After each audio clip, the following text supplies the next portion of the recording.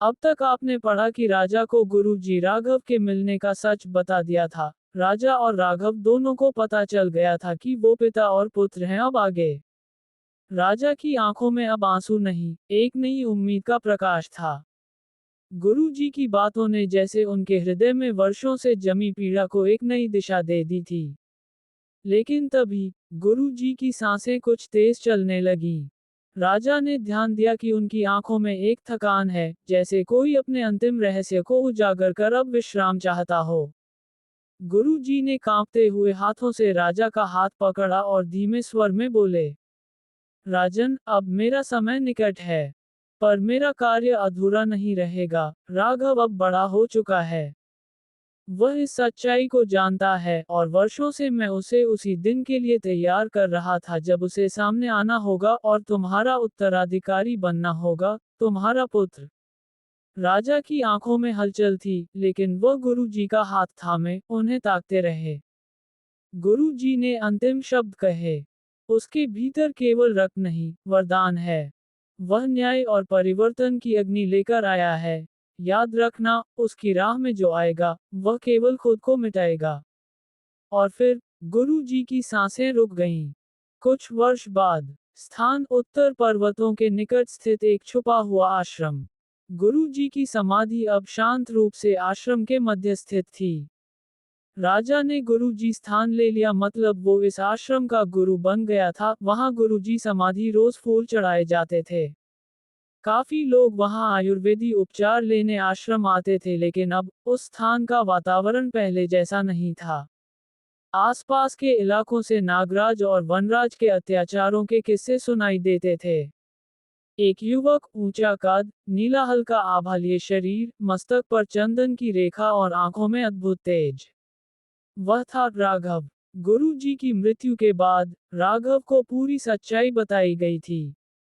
उसने वर्षों तक आत्मसंयम, युद्ध कला, ध्यान और शास्त्रों की शिक्षा ली थी। वह अब केवल राजा का पुत्र नहीं, बल्कि एक उत्तराधिकारी था, एक ऐसे युग का जो न्याय, सच्चाई और करुणा से लिखा जाना था।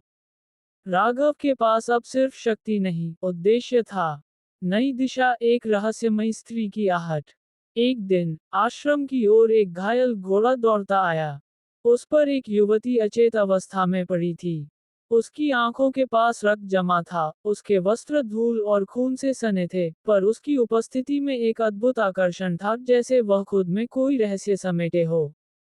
राघव ने तुरंत उसे भीतर लाया। कुछ दिन इलाज के बाद जब वह होश में आए, उसकी आंखों में तेज और कृतज्ञता थी। तुमने मेरा जीवन बचाया, उसने धीमे स्वर में कहा। राघव ने उत्तर दिया, मुझे लगता है तुम्हारा आना कोई संयोग नहीं।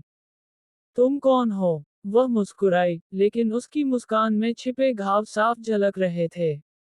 मेरा नाम वैशाली है, मैं उस दुर्ग से भागी हूँ, जहाँ मासूम बच्चियों को बेचा जा रहा था। मैं भागी, क्योंकि मुझे किसी ने कहा था कि उत्तर की ओर एक शक्ति है, जो अन्याय से लड़ सकती है। शायद वह तुम हो। राघव की आंखों में अब हल्की आंच थी।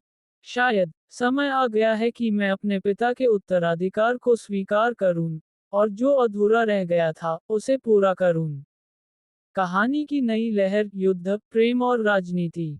राजा अब राघव की प्रतीक्षा कर रहा था, लेकिन उसे नहीं पता था कि उसका पुत्र अब केवल उसका वारिस नहीं, बल्कि उसके राज्य को बदलने वाला तूफान बन चुका है। वैशाली अब सिर्फ एक पीड़ित स्त्री नहीं, बल्कि इस युग की नायिका बनने जा रही थी, जो अपने घावों से हथियार बनाएगी। आने वाले समय में राघव को अपने ही पिता के राज्य की सच्चाइयों से टकराना पड़ेगा। वैशाली का अतीत कई चौंकाने वाले रहस्य खोलेगा। और एक नई साजिश, जो राघव के जन्म के रहस्य से जुड़ी थी, फिर से जाग उठेगी। आगे क्या होगा? आगे कहानी में क्या होगा जानने के लिए पढ़ते रहिए द किंग्स क्राउन। लाइक और सब्सक्राइब करना ना भूले, इससे हमें आगे और लाजवाब कहानी लिखने की प्रेरणा मिलती है। आप कहां से इस कहानी को सुन रहे हैं बताएं हमें कमेंट बॉक्स में, और कहानी को आगे शेयर भी करें।